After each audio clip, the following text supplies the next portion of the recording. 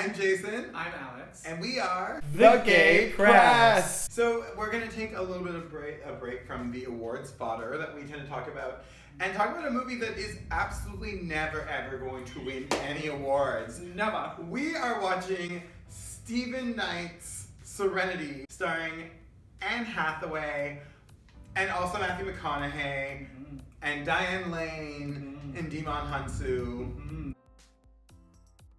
Okay, seriously, while watching this movie, I was like, oh, how do I explain it?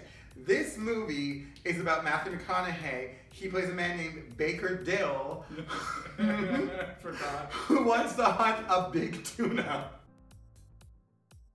And Hathaway plays a mysterious woman named Karen who wants to give Matthew McConaughey $10 million in unmarked cash to throw her abusive husband over the ship while hunting said big tuna. That's not actually the plot. About halfway through, the real plot comes, but that's a spoiler. So what I'm obsessed with is that this film clearly has a twist.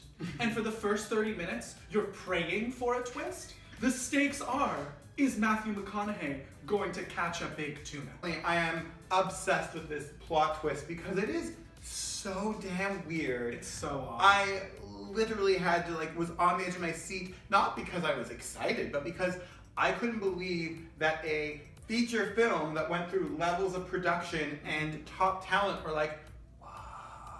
I will say this about it. After I could not comprehend that a feature film had this twist, that this was what the movie's actually about, there is about a good 10-15 minutes after where you're kind of like, maybe I'll go on this ride. Maybe this is so insane, it's going to be something wild and crazy. And you know what? It's not. So the best thing about this film is Anne Hathaway. Oof. She thinks she's playing a femme fatale. It's not quite, but she's playing a gorgeous, Femme fatale. Yeah, sure. And I think we just want to put on record at the Gay Press, we stand Anne Hathaway. If you don't like Anne Hathaway, I probably don't like you. So bye. Number 5 is Ocean's 8. Movie wasn't as great as we were hoping, but there is no doubt she is hilarious. She is doing something very weird and very cool. Number 4 is Colossal.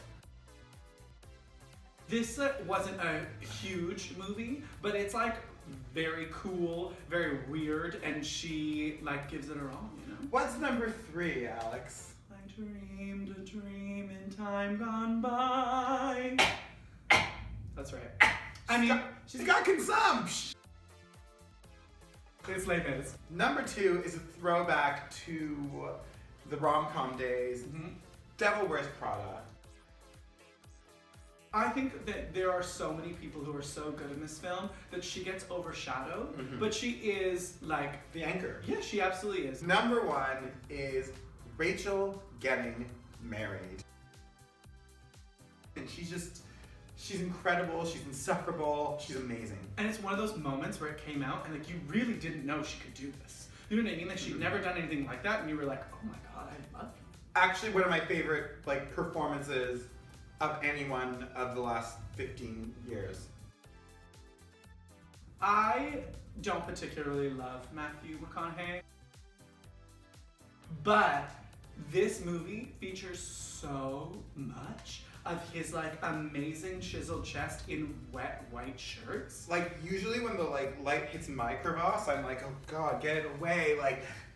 It's just so homoerotic because it happens all the time. I don't know why he keeps getting wet. It rains a lot. He's so on much the rain. sea a lot. Anyways, and he gets fully naked at one point too. Oh, lots of butt? Yeah, actually his butt looks really good. But I am standing for muscle chest, white shirt, sticking. My hunk is the less conventional route. It's gonna be Jeremy Strong.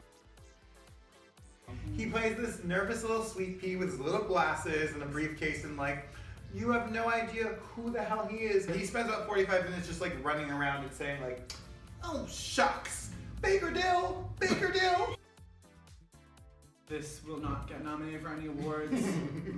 Probably not even any Razzies. Part of why we're like so excited to review this is because we want you to see what this ridiculous movie is and then talk to us about. You have to see it to believe it. Okay, so like, me in this hat is so much gayer than this movie, but Matthew McConaughey being naked and always being wet is like pretty homoerotic to me, and it's gratuitous. It's a lot of male nudity. I want to say the other bonus isn't just Anne Hathaway's mere presence as what she's serving the whole time, but she also must have stopped into a leather bar on the way because she kept on calling her husband, played by Jason Clarke, Daddy. She's like, Daddy, you gonna get a tuna? He like starts off saying it and you're like, okay, and then she like won't call him anything but Daddy for the last half of the movie. So like maybe 1.5 for like the little gay things peppered in. And his movie itself. Oh. Like a 1? Yeah, like a 1. It got more gay stars than it did quality stars.